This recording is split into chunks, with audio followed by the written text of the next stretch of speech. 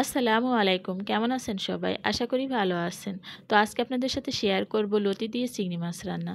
তো তার জন্য এখানে চিংড়ি মাছগুলো আমি বেছে তারপর ঝোগাটা বেটে একটু তেল, হলুদ, লবণ দিয়ে ভেজে নিতেছি।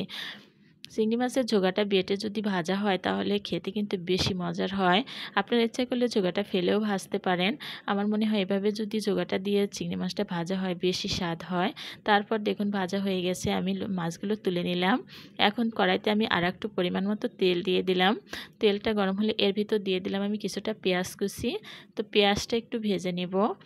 পেঁয়াজটা ভেজে এর ভিতর আমি হাফ চামচ পরিমাণ আদা রসুন বাটা দিয়ে দিলাম। তাই এটাকে খুব ভালো করে একটু ভেজে নিলাম। তারপর সামান্য একটু পানি দিয়ে এর ভিতর এখন দিয়ে দিলাম একটু হলুদ গুঁড়ো, একটু মরিচ গুঁড়ো আর একটু ধনিয়া গুঁড়ো। সব আমি অল্প অল্প করে দিয়েছি, কারণ চিংড়ি মাছের তরকারিতে অতিরিক্ত মশলা দিলে খেতে ভালো লাগে না। আর স্বাদ মতো লবণও দিয়েছি। এখন এই লতিগুলো দিয়ে দিলাম।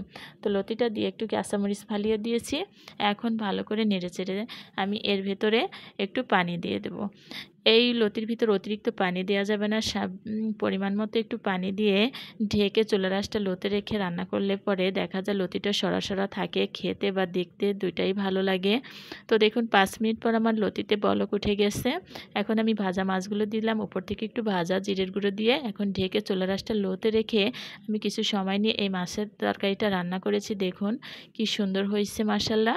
দেখতে যেমন সুন্দর হয়েছে, খেতেও কিন্তু অনেক মজার হয়েছিল। আপনারা বাসায় এভাবে রান্না করে দেখবেন। আল্লাহ হাফেজ।